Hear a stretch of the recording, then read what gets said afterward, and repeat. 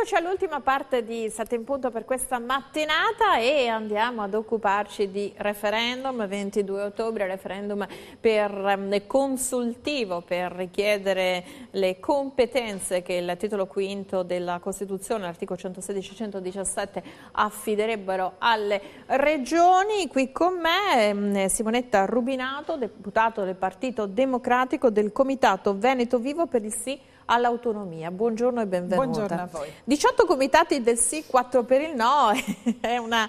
Questa è una campagna elettorale. Qualcuno ha detto, perché stiamo vedendo che anche se si sottolinea che è un referendum consultivo, però sembrano prove pratiche di campagna elettorale per le elezioni del 2018. Allora, intanto è difficile in Veneto dire no, siamo centralisti, quindi tutti o quasi sono per il sì. Il punto è che bisogna impegnarsi per spiegare ai cittadini perché sì, perché sembra talmente ovvio che quasi quasi qualcuno dice perché devo andare a votare. E invece bisogna andare a votare perché la Corte Costituzionale, ammettendo questo referendum, ha dato un assist formidabile ai cittadini, un voto dei cittadini per i cittadini. Con il referendum consultivo, che è vero non è vincolante giuridicamente, ma è vincolante politicamente, i veneti potranno finalmente dire, e si potrà misurare questo, a tutte le forze politiche del Veneto, è ora che vi svegliate e che attuiate quegli articoli della Costituzione che sono in vigore dal 2001. Il 119 che prevede il federalismo fiscale, quindi maggiore responsabilità delle dirigenze regionali nella gestione della spesa pubblica e potere più vicino al controllo dei cittadini.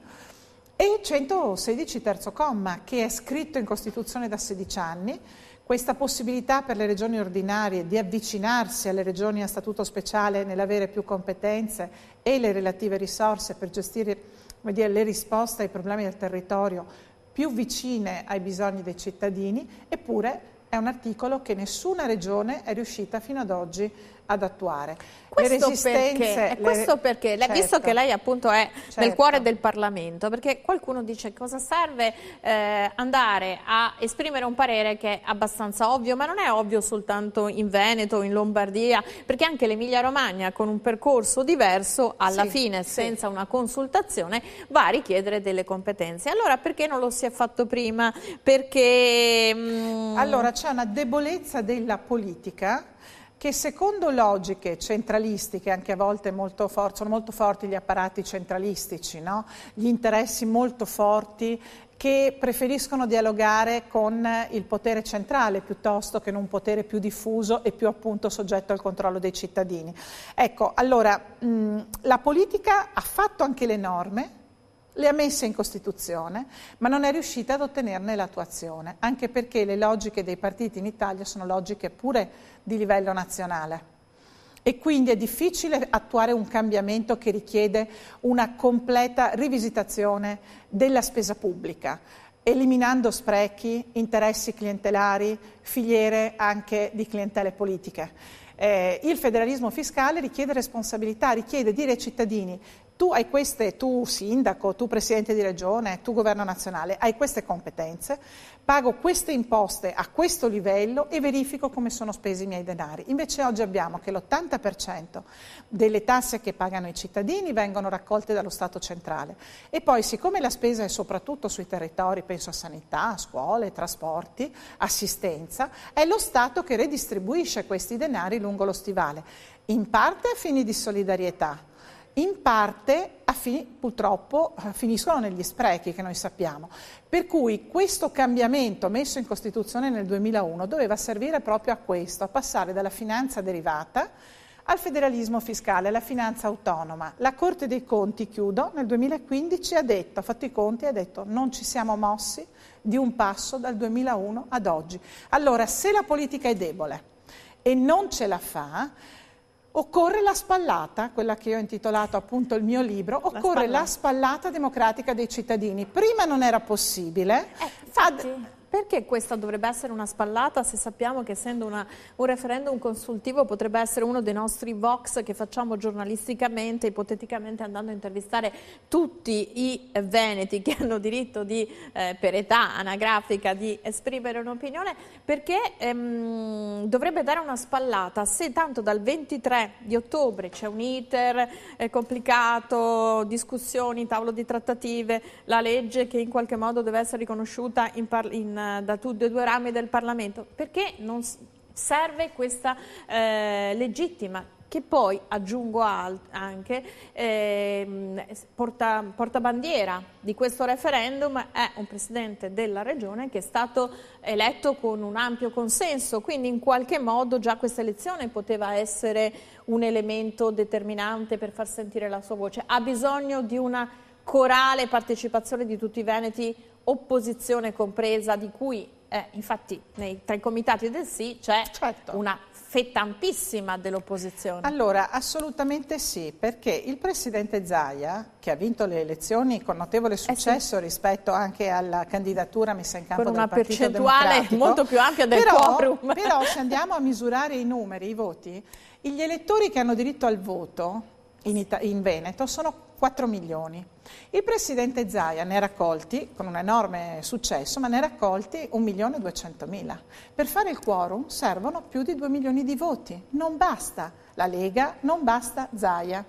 E quindi invece è necessario assolutamente sostenere questo, perché non è una vittoria quella che ci sarà di Zaia.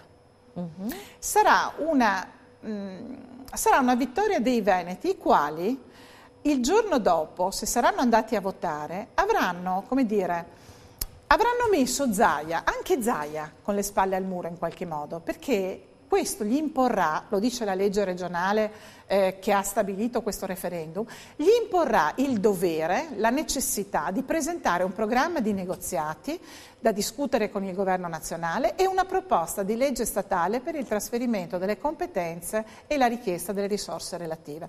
Quindi se ci sarà un buon risultato, e ripeto il quorum è il 50% più 1, quindi servono più di 2 milioni di voti, e non saranno solo a questo punto, l'abbiamo capito, del presidente Zaia, se sarà così Zaia sarà vincolato a presentare il programma di negoziati e sarà sfidato a fare finalmente quello che è possibile dal 2001 e devo dire anche la classe di governo regionale più di tanto su questo non si è impegnata.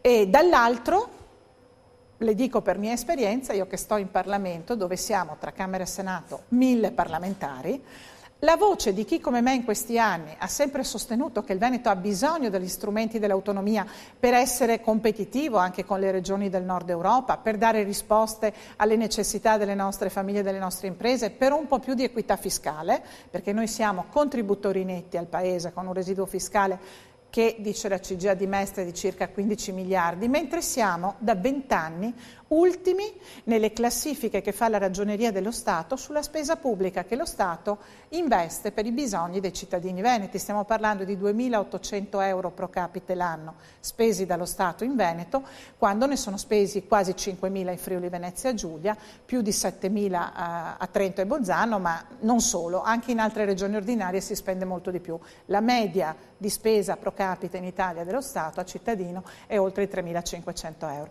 Quindi il Veneto ha anche bisogno di un po' più di equità fiscale. Quindi è uno strumento che cancella qualsiasi alibi politico, sì, e che però può essere letto come, ha questa ambivalenza, no? Può essere comunque terreno per campagna elettorale. No, diciamo che dopo un eventuale, io mi auguro, successo forte a questo referendum, la campagna delle prossime elezioni politiche, quella sì, campagna elettorale per i partiti e dei partiti, chiara. Ecco, questa invece è una campagna dei veneti e per i veneti, secondo me. Qualcuno ci sta mettendo il cappello politico, secondo lei, oppure no? No, secondo me il governatore sta continuando a dire non è il referendum della Lega, non è il ma parlo anche di altre espressioni. No, mi pare di no, mi pare che ci sia piuttosto chi è preoccupato che non ci sia un successo troppo ampio, questo sì, e quindi sì, siamo per il sì, però più di tanto non serve andare a votare, questo è gravissimo. Beh, ma la sua posizione anche per il referendum del 4 dicembre scorso è stata molto chiara e molto netta, nell'alveo del Partito Democratico, certo, perché non è nell'FDP. Ma io mi leggo ancora lo statuto del PD, è autonomista e federalista, qualcun altro forse non se l'è letto bene. Ciò detto però le volevo sottolineare come la prossima campagna per le politiche in Veneto, ma non solo, avrà il tema del federalismo fiscale e dell'autonomia, cioè riempire di contenuti questo percorso che partirà dopo il 23 di ottobre, se le cose andranno bene. Tutte le forze politiche del Veneto dovranno misurarsi su questo per rispondere ai bisogni di questo territorio, mentre fino ad oggi leggi elettorali purtroppo approvate da una parte e dall'altra che davano la nomina dei parlamentari, anche il Rosatellum ha dei limiti, mi tocca dirlo purtroppo. Domani siamo in aula con questa proposta di legge. È chiaro che bisogna migliorare quello che ci ha consegnato la Corte Costituzionale. Io non sono però molto soddisfatta della proposta di legge che ci arriva domani in aula dalla Commissione Affari Istituzionali, perché ancora una volta non diamo ai cittadini il potere vero di scegliersi deputati e senatori. Tanto più quindi abbiamo bisogno di questo referendum, perché quelli che entreranno in Parlamento nella prossima primavera devono render conto dell'attuazione della volontà dei veneti espressa in questo referendum che dice vogliamo più autonomia, almeno io mi auguro. Se poi prevarranno invece le astensioni che si sommeranno ai no, allora è chiaro che sarà un messaggio forte del Veneto che dice stanno bene le cose come sono, non cambiamole. Ci sono 18 comitati per il sì e tanti esponenti politici che magari non sono riusciti neanche a organizzarsi in comitati e per il sì. Perché non c'era un unico comitato? Che differenza c'è tra un sì di un comitato e di un altro? Probabilmente per marcare anche la differenza che questo non è semplicemente il sì di un partito politico, in particolare della Lega. Ecco, qui in molti comitati vogliono marcare che più forze politiche sono a favore di questo referendum, che ripeto non è solo la questione dell'autonomia, che è importantissima per i nostri giovani, per creare sviluppo, per creare occupazione, scuola di qualità, ospedali di qualità, finirla con la politica dei tagli lineari da Roma, questo è importantissimo, ma non c'è solo questo.